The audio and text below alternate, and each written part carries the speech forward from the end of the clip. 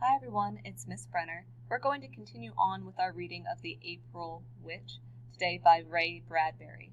We are on page 6 at the top, so if you have your PDF open, please follow along if you have a paper copy. And we're going to continue to answer questions in Edpuzzle. Alright. No, thought Anne Larry. March, said Cece. Oh my goodness. Alright, Anne, said her mother, don't keep Tom waiting another moment. You get out there right now, and no nonsense. What's come over you? Nothing, Mother. Good night, we'll be home late. Anne and Cece ran together into the spring evening. A room full of softly dancing pigeons ruffling their quiet, trailing feathers, a room full of peacocks, a room full of rainbow eyes and lights, and in the center of it, around, danced Anne Larry. Oh, it's a fine evening, said Cece. Oh, it's a fine evening, said Anne. You're odd, said Tom. The music whirling them in dimness, in rivers of song, they floated, they bobbed, they sank down, they rose for air, they gasped, they clutched each other like drowning people and whirled on again in fan motions, in whispers and sighs, to beautiful Ohio. Cece hummed, and Anne's lips parted, and the music came out. Yes, I'm odd, said Cece.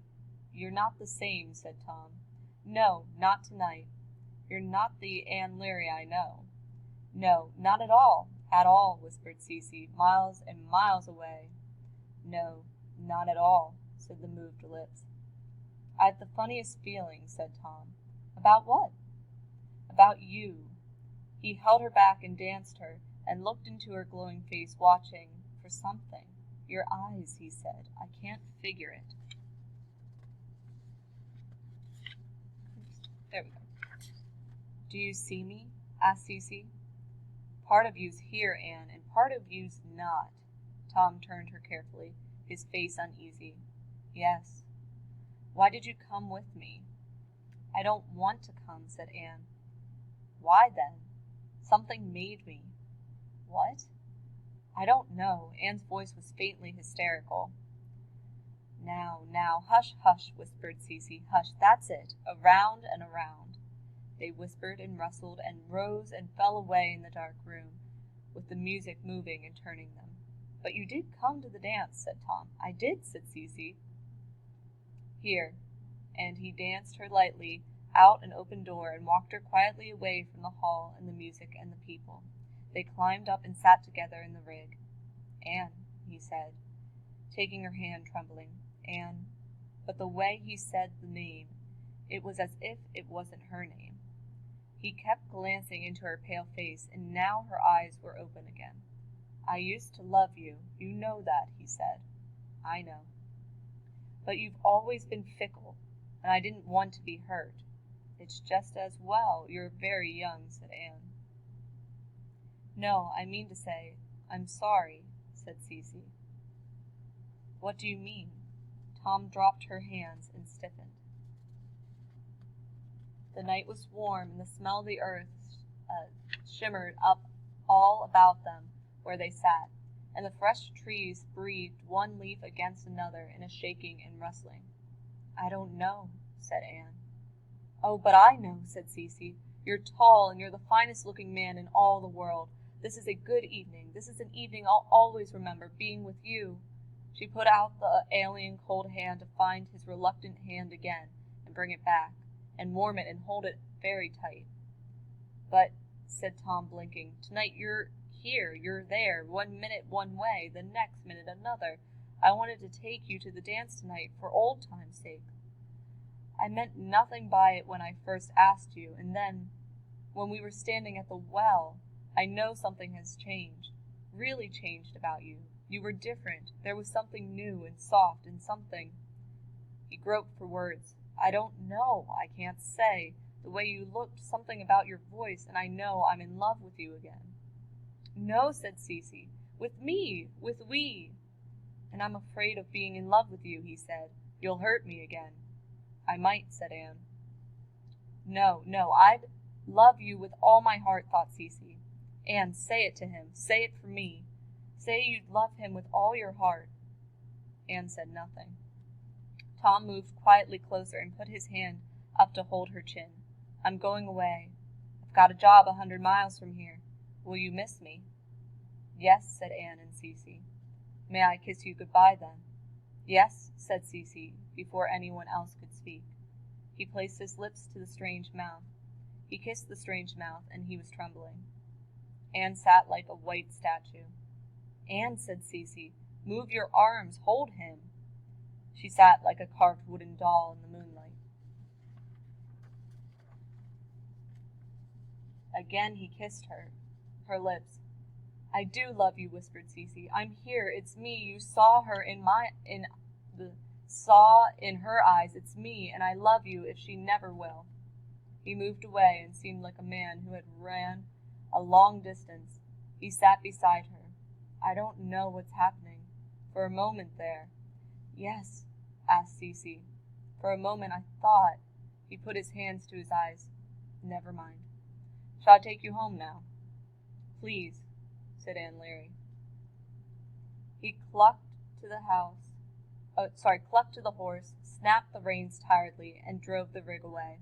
They rode in the rustle and the slap and the motion of the moonlit rig in the still, early, only 11 o'clock spring night, with the shining meadows and sweet fields of clover gliding by. And Cecy, looking at the fields and meadows, thought, it would be worth it. It would be worth everything to be with him from this night on. And she heard her parents' voices again faintly. Be careful. You wouldn't want to lose your magical powers, would you? Married to a mere mortal. Be careful. You wouldn't want that. Yes, thought Cecy. Even that I'd give up. Here and now, if he would have me. I wouldn't need to roam the spring nights then. I wouldn't need to live in birds and dogs and cats and foxes. I'd need only to be with him. Only him. Only him. The road passed under whispering. Tom, said Anne at last. What? He stared coldly at the road, the horse, the trees, the sky, the stars. If you're ever, in years to come, at any time in Greentown, Illinois, a few miles from here, will you do me a favor? Perhaps. Will you do me the favor of stopping and seeing a friend of mine? Anne Leary said this, haltingly, awkwardly. Why? She's a good friend. I've told her of you. I'll give you her address. Just a moment. When the rig stopped at her farm, she drew forth a pencil and paper from her small purse and wrote in the moonlight, pressing the paper to her knee. There it is. Can you read it? He glanced at the paper and nodded bewilderedly. C.C. Elliott, 12 Willow Street, Greentown, Illinois, he said. Will you visit her some day? Asked Anne. Some day, he said. Promise. What has this to do with us? He cried savagely. What do I want this name in papers? He crumbled the paper into a tight ball and shoved it in his coat pocket. Oh, please promise, begged Cecy. Promise, said Anne. All right. Now let me be, he shouted. I'm tired, thought Cecy. I can't stay. I have to go home. I'm weakening. I've only the power to stay a few hours out like this in the night, traveling, but before I go, said Anne. She kissed Tom on the lips. This is me kissing you, said Cecy. Tom held her off and looked at Anne Leary, and looked deep, deep inside. He said nothing, but his face began to relax slowly, very slowly, and the lines vanished away, and his mouth softened from its hardness, and he looked deep again into the moonlit face held there before him. Then he put her off the rig, and without so much as a good night, was driving swiftly down the road. Cecy let go. Anne Leary cried out, released from prison, it seemed, raced up the moonlit path to her house, and slammed the door. Cecy lingered for only a little while. In the eyes of a cricket she saw the spring night world. In the eyes of a frog she sat for a lonely moment by a pool. In the eyes of a night bird she looked down from a tall, moon-haunted elm, and saw the light go out in 2 farmhouses, one here and one a mile away.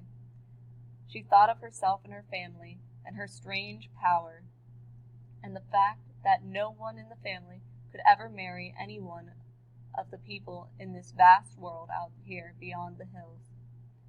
Tom.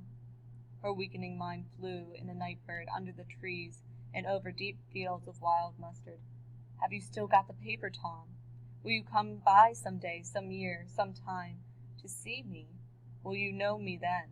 Will you look in my face and remember then where it was you saw me last, and know that you love me as I love you, with all my heart for all of time? She paused in the cool night air, a million miles from towns and people, above farms and continents and rivers and hills. Tom, softly. Tom was asleep. It was deep night. His clothes were hung on chairs or folded neatly over the end of the bed, and in one silent, carefully unflung hand upon the white pillow by his head was a small piece of paper with writing on it.